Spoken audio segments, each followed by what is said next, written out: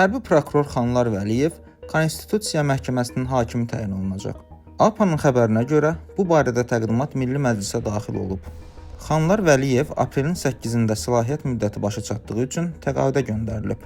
20 ildir bu vəzifədə olan 70 yaşlı Vəliyev bu ilin martında ölkə prezidentinin sərəncamı ilə 1-ci dərəcəli vətənə xidmətə görə ordeni ilə təltif edilib. Konstitusiya Məhkəməsinin hakimləri Azərbaycan Respublikası Prezidentinin təqdimatı ilə Milli Məclis tərəfindən təyin olunur.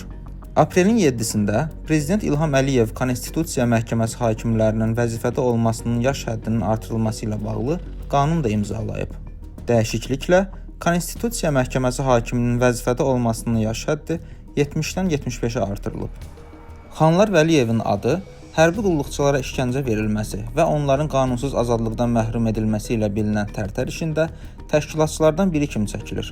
İşgəncələr nəticəsində 11 nəfərdən çox hərbi qulluqçunun həyatını itirdiyi bildirilir. Əsas bu cinayətkarı törədənlərin heç birini hələ məsuliyyətə cəlb eləmirlər. Bu gün bizi narahat edən odur. Neçə ki onlar tutulmayıbdı, neçə ki onlar məsuliyyətə cəlb olunmayıb, bizim heç bir hüquqlarımız ödənəsi deyil. Bu hər kəsin vəzifədədir ay xanım, hamısının vəzifəsi qalxır getdikcə. Xanlar Vəliyev 2021-ci ildə işgəncə hallarını etiraf etsə də qeyd edib ki, bu hallar işə hərbi prokurorluq baxmazdan əvvəl baş verib və səbəbkarlar cinayət məsuliyyətinə cəlb edilib.